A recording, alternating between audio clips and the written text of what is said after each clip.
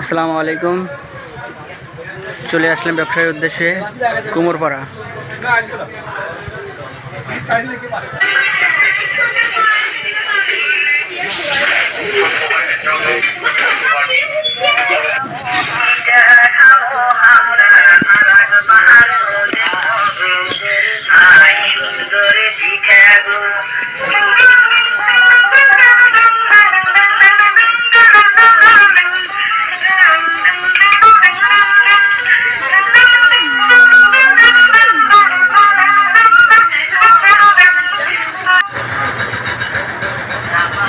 কত সুন্দর সুন্দর মাটির খেলনা দেখতে পাচ্ছেন।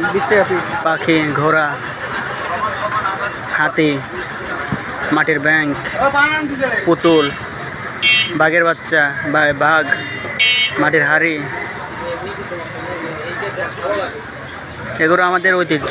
মাটির শিল্প, মৃৎশিল্প বাংলাদেশের একটা ঐতিহ্য। তারা ধরে রেখেছে। কুমোরপাড়া বাজারে আছি, চওড়া বাজারে আছি, সেখান থেকে ভাত খেলাম। এখানকার লোকেরা বেশিরভাগই হিন্দু সম্প্রদায়।